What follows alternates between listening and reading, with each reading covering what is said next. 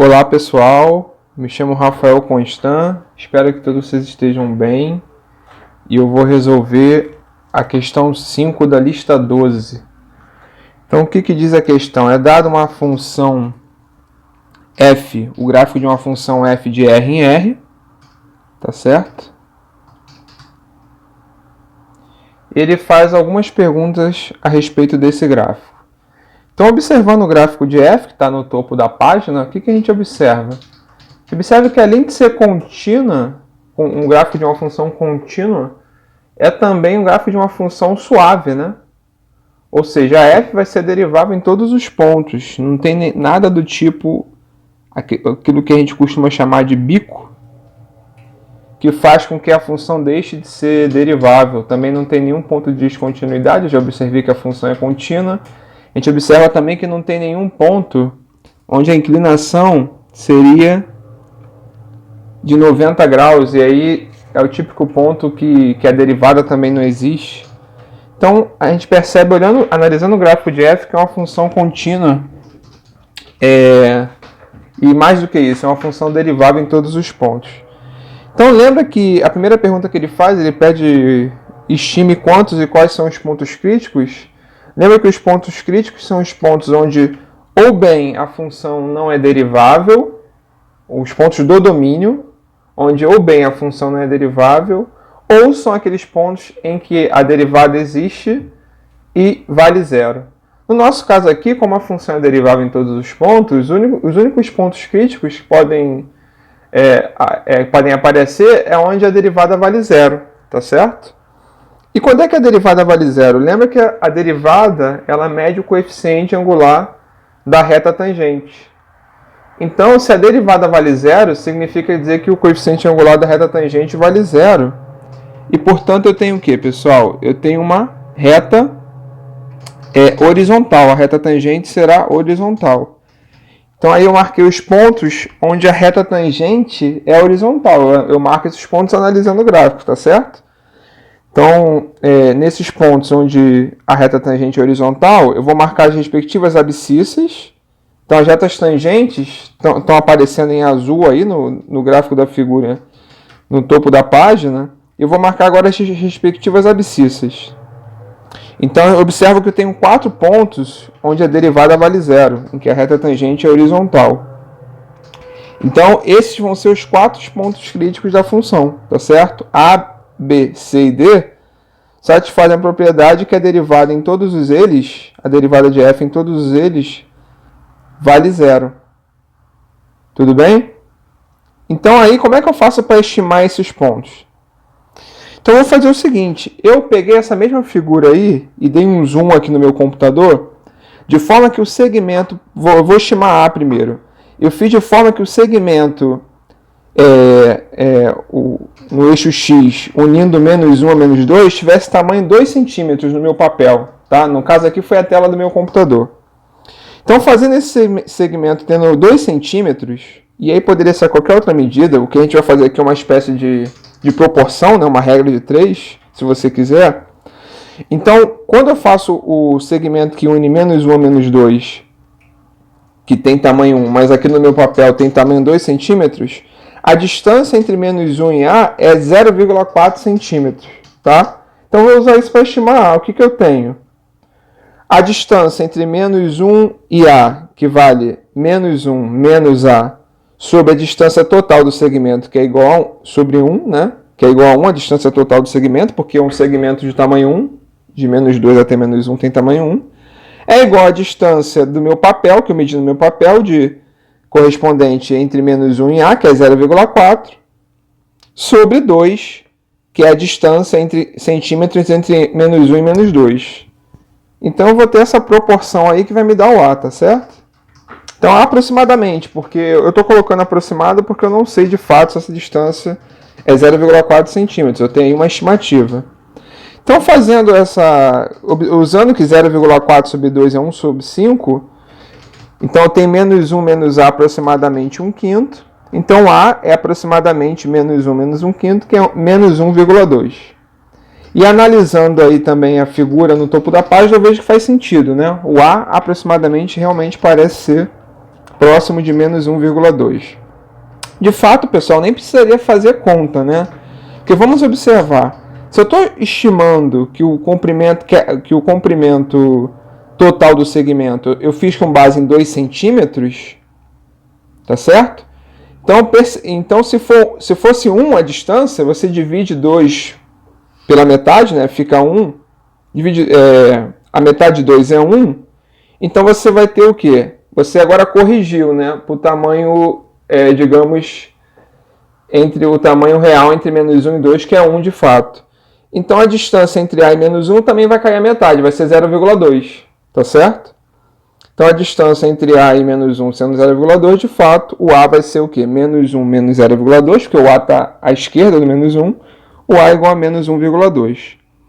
E aí você pode fazer de maneira similar para o B, C e o D, tá certo? Então olha só, quando eu faço para o B dá aproximadamente 0,2, então olhando lá no topo da página você vê que faz sentido, né? O C 1,4 aproximadamente, e o D está mais ou menos a meia distância entre 3 e 4, então o D vai ser aproximadamente 3,5. Então a gente estimou, a gente acabou de mostrar que tem 4 pontos críticos e deu uma estimativa para cada um dos valores desses pontos críticos, tá certo? Então o que ele pede em seguida? Estime os máximos e mínimos locais de F. Então o que é um máximo local? Lembra que informalmente x0, um ponto do domínio de F, vai ser o máximo local se a f de x é menor ou igual a f de x0 quando x está próximo a x0. Então, mais formalmente, o que significa dizer que está próximo, né? Um ponto do domínio vai ser máximo local de f se existe um epsilon maior que zero, tal que f de x é menor ou igual a f de x0 para qualquer x pertencente a domínio de f, interseção. Então, não faz sentido pegar todos os pontos no intervalo x0 menos epsilon, x0 mais epsilon. Eu vou intersectar isso com o domínio de f, porque faz sentido falar f de x só se x está no domínio de f. Ou seja, no intervalo centrado em x0, que é o x0 menos epsilon, x0 mais epsilon, nos pontos do domínio nesse intervalo, eu tenho que a f de x é menor ou igual a f de x0. Então, esse intervalo x0 menos epsilon, x0 mais epsilon, é o que está lá em verde no gráfico no topo da página, tá certo? Eu coloquei um pequeno intervalinho aí em torno do A, da forma x0, o A no caso seria x0, né, por exemplo, que eu coloquei, da forma x0 menos epsilon, x0 mais epsilon. E o que é o máximo global? O máximo global é quando f de x é menor ou igual a f de x0, agora para todos os pontos x no domínio de f. Então, o nome diz tudo, tá certo? Máximo local, eu analiso um comportamento local em torno do x0. E máximo global, eu comparo a f de x0 com todos os pontos do domínio. É um conceito global, que depende de todo o domínio da função. Tudo bem? Então, olha só, vamos estimar os máximos e os mínimos locais de f.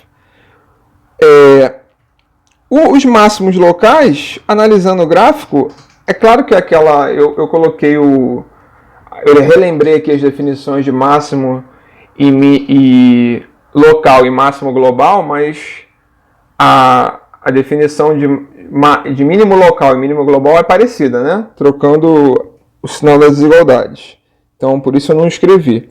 Então, quem são os máximos locais? Analisando o gráfico de F, eu percebo que são A e C. A e C são os pontos que, numa vizinhança de A ou de C, o gráfico atinge valores máximos em A e C. Então, eu tenho que A e C são máximos locais e B e D são mínimos locais. Tá certo? A gente observa isso no topo, observando o gráfico no topo da página. Numa vizinhança de D, D assume o menor valor possível. Tá? E por que não tem máximo nem mínimo global? Ora, por que não pode ter máximo global? Observa que quando eu vou para infinito, o limite da f é mais infinito.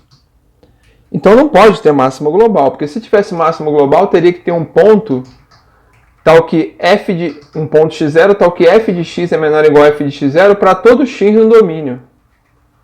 Como a x está indo para o infinito, esse ponto x0 não pode existir, tá certo? Mesma coisa para o mínimo global. Como o limite quando x tende para menos infinito é menos infinito, a função vai tomar valores arbitrariamente pequenos, de fato grande em módulos, porém negativo, quanto você queira. Então não pode ter mínimo global. Então nesse caso, existem dois pontos de máximo locais e mínimos locais, mas não de máximo global nem mínimo global. Lembra que todo máximo global em particular é máximo local, todo mínimo global em particular é mínimo local, mas não vale o outro sentido da afirmação, tá certo?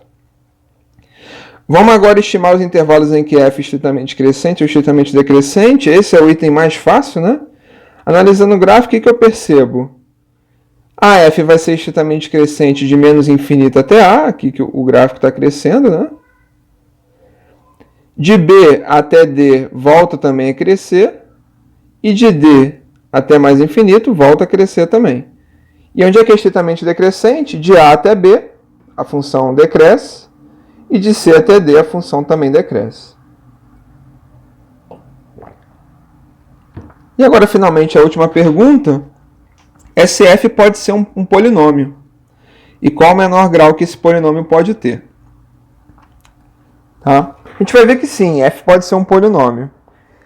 Então, vamos começar observando o seguinte. Se f é um polinômio não constante, tá? Então, analisando o gráfico de f, claramente não é uma função constante, né? Porque o gráfico não é uma reta horizontal. Então, com certeza, o grau desse polinômio não pode ser par. Por que isso? Então, vou relembrar aqui, se você tiver um polinômio de grau par, da forma anx elevado a n mais an-1, x elevado a n-1, assim por diante, até a zero, onde o an é não nulo, porque eu estou supondo que o polinômio tem grau n, e eu estou supondo que o n é par, nós temos o quê? Que o limite da p, tanto quando o x vai para mais infinito quando vai para menos infinito, vale mais infinito se o an é positivo e vale menos infinito se o an é negativo. Então, só que esse não é o caso para f, que a gente está vendo que o limite da f vai para mais infinito quando o x vai para mais infinito e para menos infinito quando o x vai para menos infinito. Então, se a f for um polinômio, não pode ser um polinômio de grau par, tá certo? Então, vamos agora, então, qual o polinômio... Isso eu não observei, né, mas é tão imediato que eu nem cheguei a observar, mas eu teria que mostrar isso. Com certeza um polinômio de grau 1 não é, porque a gente sabe que os polinômios de grau 1, o gráfico é uma reta, tá certo? E analisando o gráfico de f, o gráfico de f não é uma reta. Então, por que f não... Eu não escrevi, né? Mas é desse fato. Por que f não pode ter grau 3? Agora eu vou analisar todos os graus ímpares, tá certo? Então, 1 eu acabei de observar que não pode, porque não pode ser grau 3?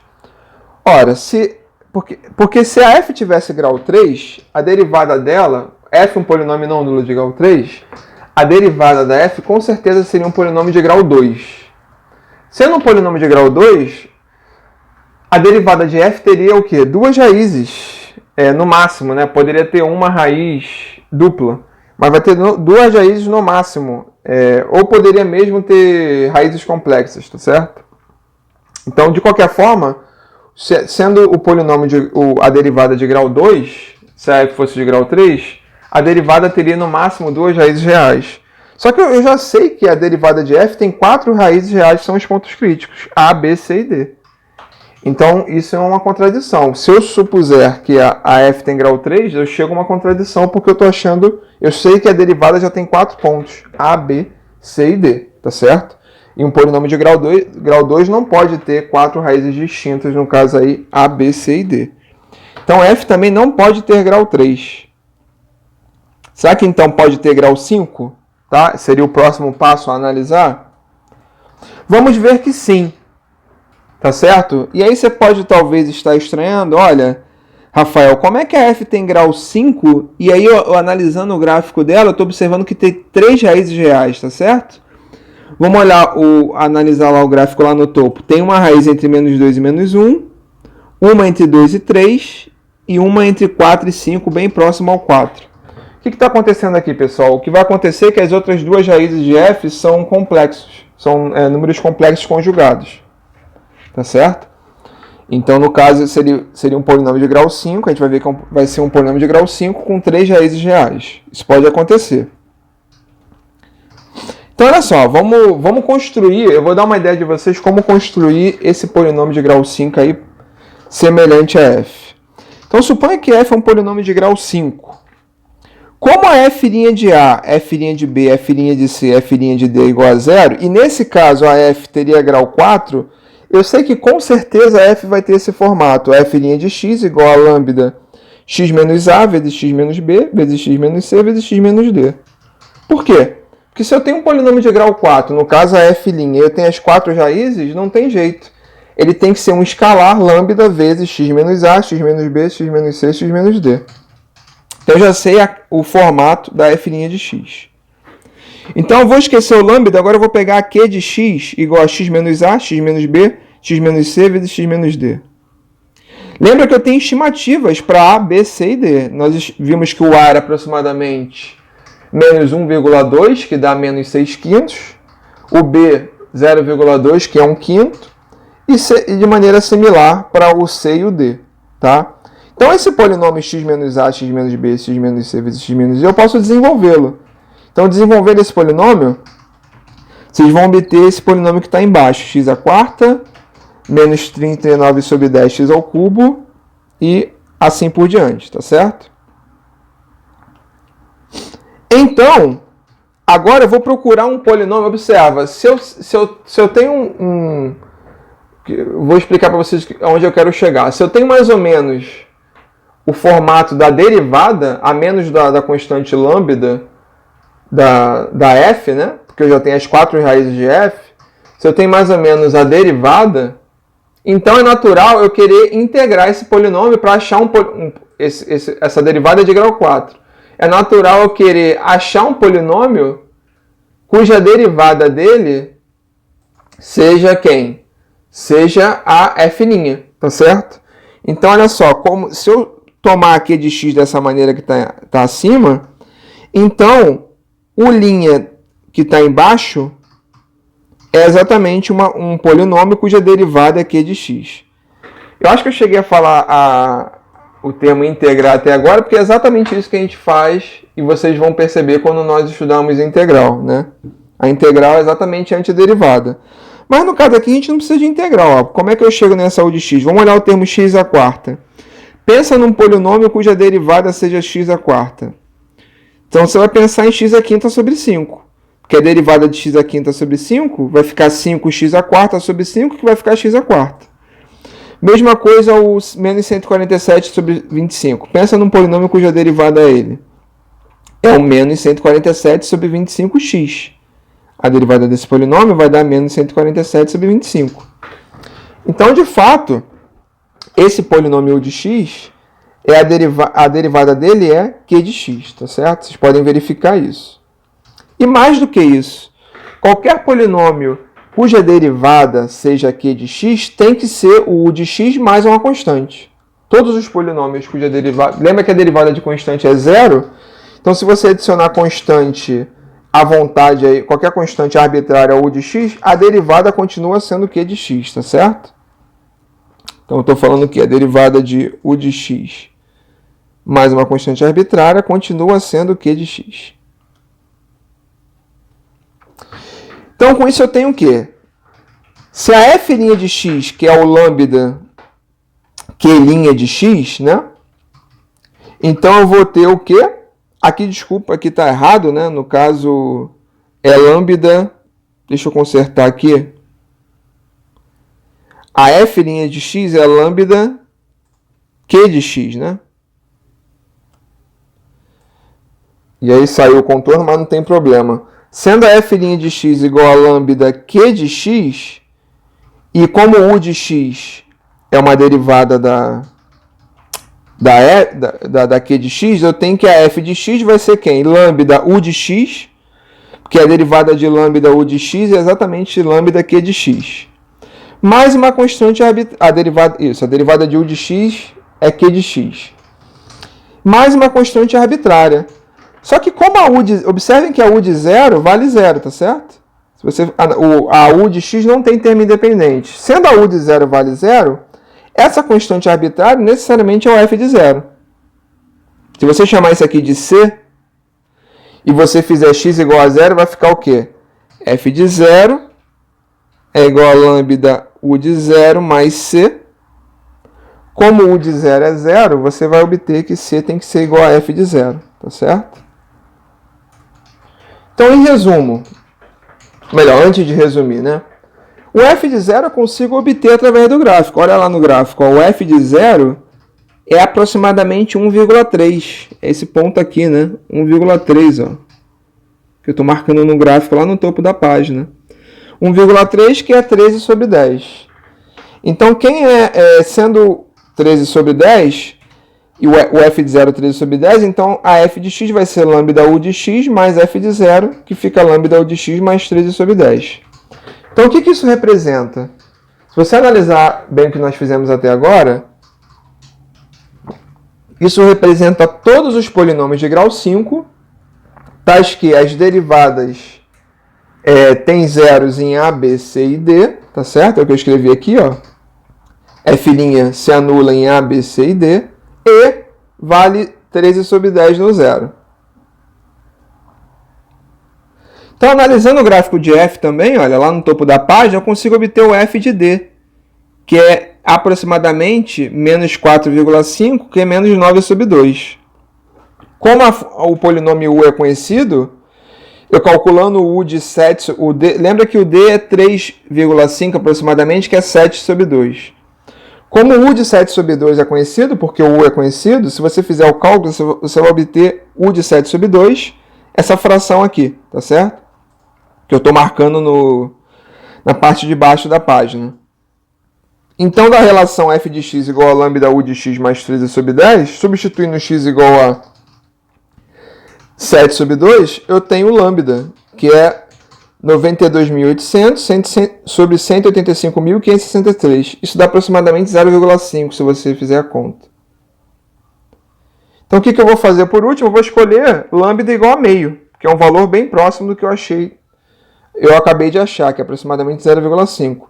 Escolhendo lambda igual a meio, eu tenho a u de x, o f de 0, 13 sobre 10, eu tenho a f de x aqui, ó. E, de fato, eu observo que esse polinômio, f de x, que eu acabei de achar, fornece um gráfico bem próximo, com uma boa aproximação do gráfico do enunciado. Então, eu trouxe para vocês aqui na última página esse polinômio que eu acabei de achar, tá certo? Observem que o gráfico dele, de fato, é bem próximo ao gráfico de f. Então, a resposta para o item D, se f for um polinômio, sim, é possível, o grau que ele pode ter é 5. Então, pessoal, foi um prazer aí, tá? Obrigado pela atenção.